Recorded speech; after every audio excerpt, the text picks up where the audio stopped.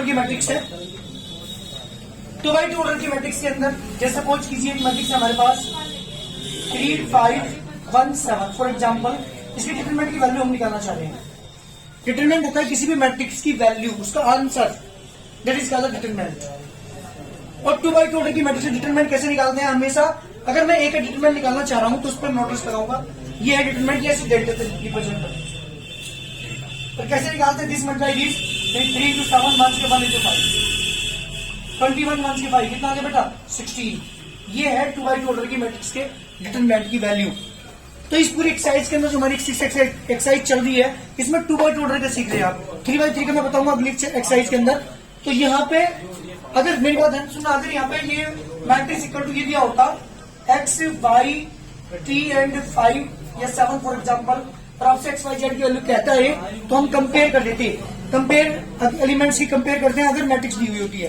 तो एक्स की वैल्यू आ गई 3, वाई की वैल्यू 5, टी की वैल्यू 1, बट यहाँ पे काय की साइन है? डिटरमिनेंट की। ये मैट्रिक्स नहीं है। सबसे ज्यादा गलती करते हैं बच्चे कंफ्यूजन में, कभी मैट्रिक्स में आ जाता है यही क्वेश्चन, कभी डिटरमिनेंट में आ जाता है, बच्चे कंपेयर कर देते हैं। लेकिन डिटरमिनेंट के अंदर हमें कंपेयर नहीं करनी है, हमें क्या निकालनी है?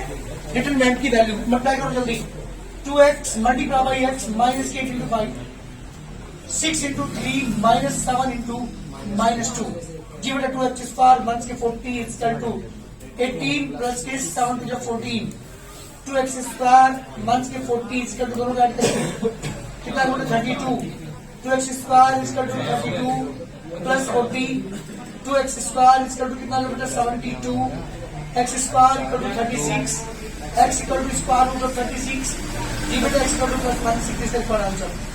जब भी 2x2 ऑर्डर की मैट्रिक्स दे रखी हो आपको, तो इस तरह से क्या करेंगे? डिटरमिनेंट की वैल्यू निकालेंगे, लेफ्ट वाली मैट्रिक्स की भी और राइट हैंड जो आपको दी हुई है डिटरमिनेंट की वैल्यू निकालने के बाद दोनों को सोल्व कर देंगे। क्वेश्चन हमारी बनेगी एक, उससे हम एक्स वैल्यू निकालेंगे आंसर। लेकिन यही क्वेश्चन अगर मैट्रिक्स में दिया होता तो हम क्या करते?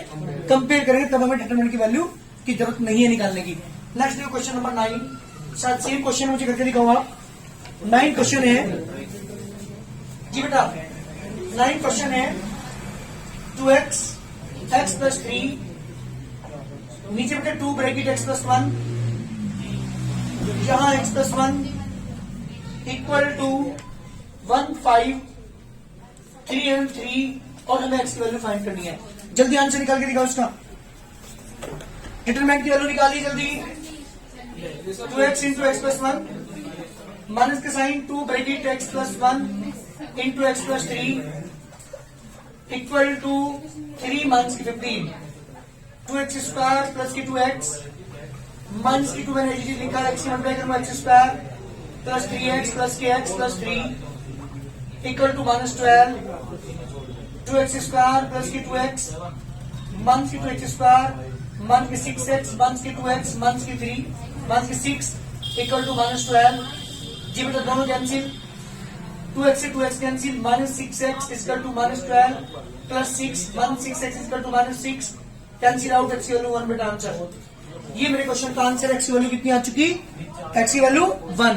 इस तरह से जब भी डिटरमिनेंट दोनों तरफ दी हुई हो तो दोनों की वैल्यू निकाल करके इक्वल रखनी होती है, क्वेश्चन बनेगी, सोल्व करके इसकी वैल्यू निकाल लेंगे। मैट्रिक्स के सेम ऐसा नहीं है। यहाँ पे मैट्रिक्स अगर दी हुई होती है दोनों साइड तो हम क्या करते हैं बेटा? कंपेयर करते हैं। ध्यान रखिएगा दोनों चीजों पर। ये क्वेश्चन है आपके पास, क्वेश्चन नंबर 10। ए मैट्रिक्स आपको दे रखी 3 4 1 2, आपको निकालना क्या है? जो मैट्रिक्स ए का डिटरमिनेंट है उसकी थ्राइस ए की वैल्यू पूछी है, 3 से मल्टीप्लाई करनी पड़ेगी। तो सबसे पहले क्या निकालता हूँ? डिटरमिनेंट ऑफ ए की वैल्यू निकालता हूँ। सोल्यूशन पे ध्यान दीजिएगा जी बेटा। डिटरमिनेंट ऑफ ए कैसे निकालते हैं जल्दी बताओ? 3 टू 3 इंटू 2 माइनस के 1 into 4, determinant of A equal to 6 minus के 4 इक्वल टू बेटा 2। ये वैल्यू आ गई हमारे पास ना। मुझे वैल्यू किसकी निकालनी है? थ्राइस ऑफ डिटरमिनेंट ऑफ ए की वैल्यू निकालनी है। 3 इंटू 2 इक्वल टू कितना आ गया बेटा? 6। अब एक मिनट मेरी बात सुन लो बेटा, ध्यान सुनना। मैंने कल एक फॉर्मूला आपको बताया था। क्या बताया था? कि जब भी, और मुझे तो यहाँ कॉन्स्टेंट बहुत तभी यूज करते हैं मुझे, ये तो बाहर ही है। अगर इसके अंदर यहाँ पे 3 होता, सब वो चीजें आपसे इसकी वैल्यू पूछी जाती। यहाँ वेरीफाई करके दिखा रहा हूँ मैं, क्वेश्चन ध्यान दीजिएगा। किसकी वैल्यू पूछी जाती? इसकी वैल्यू पूछी जाती, तो इसके फॉर्मूले का मतलब 3 की पावर उसका ऑर्डर लिखा जाता है। अगर ये 3/3 ऑर्डर की मैट्रिक्स होती तो यहाँ पे 3 लिखता है, लेकिन यहाँ पे कितनी है? 2/2 ऑर्डर की मैट्रिक्स है, तो क्या लिखूंगा? 2 इंटू डिटरमिनेंट ऑफ ए, यानी 9 मल्टीप्लाई बाय डिटरमिनेंट ऑफ ए की वैल्यू कितनी है 2, 9 टू जा 18। इस फॉर्मूले को वेरीफाई कर रहा हूं करके अभी। ये थ्राइस ऑफ ए की डिटरमिनेंट की वैल्यू है ना, मैंने आपको इस वाले फॉर्मूले से वेरीफाई करके दिखाई। अब मैं इस क्वेश्चन को फॉर्मूले मतलब क्वेश्चन के अकॉर्डिंग दिखाता हूं। देखिए ये ए है तो 3a की वैल्यू क्या हो जाएगी 3 से मल्टीप्लाई आप करेंगे 3 4 1 2 3 3 9 12 3 एंड 6। जब मैं इसके डिटरमिनेंट की वैल्यू निकालूंगा तो 9 6 जा 54 माइनस की 36। जब आप माइनस करेंगे तो कितना आ गया 18। देख लीजिए 18 आंसर। तो जो मैंने कल फॉर्मूला आपको बताया था उसको मैंने यहाँ पे वेरीफाई कर दिया। जब भी कभी किसी कांस्टेंट की मल्टीप्लाई करने के बाद उसकी डिटरमिनेंट की वैल्यू पूछी जाए तो उस कांस्टेंट को बाहर लेकर के क्या लगा देंगे, उसकी पावर में क्या लिख देंगे, उसका ऑर्डर लिख करके मल्टीप्लाई बाय डिटरमिनेंट कर देंगे। कल मैंने जो क्वेश्चन कराए थे शुरू के 2 वो इस वाले क्वेश्चन पर डिपेंड थे और मैंने यहाँ पर वेरीफाई करके दिखा दिया कि इसकी जो वैल्यू होती है वो इस ऑर्डर की मल्टीप्लाई बाय डिटरमिनेंट की मल्टीप्लाई के इक्वल होती है। तो ध्यान रखिएगा अगर 3/3 ऑर्डर की मैट्रिक्स है और आपसे पूछा जाए यहाँ पे 4a की डिटरमिनेंट की वैल्यू तो आप क्या लिखेंगे यहाँ पे 4 की पावर 3 इंटू डिटरमिनेंट की मल्टीप्लाई कर दूंगा। अगर ये 4/4 की मैट्रिक्स है तो यहाँ पे 4 आ जाएगा। 2/2 ऑर्डर की मैट्रिक्स है तो 2 आ जाएगा। तो ये फॉर्मूला मैंने कल आपको यूज किया था 2 क्वेश्चन में, जो शुरू के 2 क्वेश्चन हमने किए थे 2-3 क्वेश्चन में यहाँ पे यूज किया था और मैंने यहाँ पे प्रूव करके दिखा दिया कि इसकी वैल्यू इस वैल्यू की क्या होती है बेटा इक्वल होती है। करिए बहुत जल्दी question number 11 twice of determinant आपको दे रखा है 7 माइनस की 2 माइनस की 2 एंड 5 की वैल्यू हमें निकालनी है। मल्टीप्लाई मत कर देना, मैट्रिक्स नहीं है। क्या करेंगे डेल्टा इक्वल टू मैंने मान लिया 2 बाहर लिखा 7 इंटू 5 माइनस 1 की 10 इंटू माइनस 2 तो बाहर लिखा मैंने 7 5 35 negative negative positive positive negative negative 2 into 15 कितना आ गया 30। इसका रिक्वायर्ड आंसर जल्दी करिए। क्वेश्चन नंबर 12 क्वेश्चन नंबर 12 में है डिटरमिनेंट की वैल्यू निकालनी है मुझे √6 इंटू √5 यहाँ पे √20 एंड √24। जी बेटा इसकी वैल्यू मुझे निकालनी है। क्या करेंगे √6 multiply by √24 minus √20 multiply by √5। 6 की बेटा √24 में करोगे क्या आएगा 144 माइनस की 100 इसका √100 कितना आ गया बेटा 12 माइनस की 10 का √2 आंसर। जल्दी करिए क्वेश्चन नंबर 13 क्वेश्चन है। एवलुएट इसकी वैल्यू मुझे निकालनी है 2 cos थीटा माइनस की 2 sin थीटा। सेकंड रो है बेटा sin theta and cos theta. जी बेटा इसकी वैल्यू मुझे निकालनी है 2 cos theta into cos theta minus के sin थीटा इंटू माइनस की 2 sin theta 2 cos square theta negative negative positive 2 sin square theta 2 is common cos square theta plus की sin square theta इसकी value कितनी होगी बेटा 1 2 into 1 इसका 2 answer. Question number 14 question है बेटा cos अल्फा माइनस की sin अल्फा यहाँ पे sin alpha and cos alpha. जी बेटा इसकी वैल्यू हमें निकालनी है। करिए इसकी वैल्यू निकालते हैं डिटरमिनेंट की वैल्यू निकालेंगे आप। ठीक है cos square alpha negative negative so negative sin alpha into minus की sin alpha. Yes cos square alpha negative negative positive sin square alpha कितनी आगे बेटा हमारा आंसर। जल्दी करिए करनी है मुझे निकालिए जल्दी यहाँ से। मैंने डेल्टा इक्वल टू मान लिया से जी बेटा मल्टीप्लाई करेंगे तो sin 60 cos 30 मंथ के साइन बीच में मंथ की sign 30 into cos 60 sin 60 is जल्दी बताओ value √3/2 cos 30 is also √3/2 negative negative positive sin 30 1/2 cos 60 is also जी बेटा √3 की √3 में 3/4 प्लस के 1/4 एलसीएम इज 4 3 प्लस 1 इज 4/4 कैंसिल करके कितना दो बेटा हमारा आंसर। 16 क्वेश्चन की बात कर रहा हूं। 16 क्वेश्चन है ये है बेटा हमारे पास cos 15 sin 15 नीचे यहाँ पर sin 75 यहाँ पर cos 75 मुझे इसकी वैल्यू निकालनी है। डेल्टा इसका 2 जी बेटा मल्टीप्लाई करिए 2/2 ऑर्डर की मैट्रिक्स का डिटरमिनेंट हम निकालने जा रहे हैं cos 15 degree into cos 75 degree, बीच में मंथ का sine, sine 75 degree into sine 15 degree. अच्छा ये बताइए किसका फॉर्मूला है क्या ये? ट्रिग्नोमेट्री पॉजिटिविटी किसका फॉर्मूला है? cos A cos B minus sine A sine B। जब दोनों cos एक साथ होते हैं, दोनों साइन एक साथ होते हैं तो cos के फॉर्मूले यूज होते हैं। अगर साइन के साथ cos होते हैं तो साइन के फॉर्मूले यूज होते हैं। cos A प्लस B यानी 15 प्लस 75 कितना आ गया बेटा? cos 90 की वैल्यू जल्दी करिए आंसर। 2/2 ऑर्डर की मैट्रिक्स हमारी यहाँ पे cos 25 मंथ के साइन 25 इंटू साइन 65। इसे फॉर्मूला ध्यान देना जरा। cos A प्लस B का cos 65 प्लस के 35 कितना है बेटा? cos 90 की वैल्यू जल्दी करिए आंसर। यहां तक जो मेरे क्वेश्चन है वो 2/2 ऑर्डर के हैं। अब मैं बात करता हूँ नेक्स्ट क्वेश्चन की, वो है 3/3 ऑर्डर का क्वेश्चन। इसकी वैल्यू मुझे निकालनी है, फाइंड करनी है। डेल्टा इज इक्वल टू, मैं कर रहा हूं इसे एक्सपेंड अलोंग R1 के अलोंग एक्सपेंड करता हूं। R1 means first row. वैसे आप किसी की भी अलोंग कर सकते हैं। R2 के अलोंग भी इसे एक्सपेंड कर सकते हैं, R3 के, C1 के, C2 के, C3 के, किसी के भी अलोंग आप इसे एक्सपेंड कर सकते हैं। मैं R1 के रिस्पेक्ट में बता रहा हूं। तो R1 के एलिमेंट को बाहर रखेंगे ब्रैकेट के, 0 ब्रैकेट लगाएंगे, बीच में प्लस माइनस प्लस ऐसे होता है तो -2 बाहर लिखेंगे, ब्रैकेट लगाएंगे, फिर प्लस के 0 बाहर लिखेंगे, ब्रैकेट लगाएंगे। एक्सपेंड करने का तरीका ध्यान दीजिएगा। 0 को मैंने बाहर रखा तो 0 के सामने वाली रो और 0 के सामने वाले कॉलम को छोड़ दीजिए। जो बाकी 4 एलिमेंट बचेंगे उनकी क्रॉस मल्टीप्लिकेशन करते हैं। ये डिटरमिनेंट निकालने का फॉर्मूला है, तरीका है किसी भी मैट्रिक्स के डिटरमिनेंट की वैल्यू को निकालने का तरीका। तो 3 6 जा 18 माइनस 8 20, -2 को मैंने बाहर रखा एक बार। इस रो को छोड़ दीजिए, इस कॉलम को छोड़ दीजिए। जो 4 एलिमेंट बचे 2 4 और 4 6 इसकी क्रॉस मल्टीप्लिकेशन 2 6 12 1 16।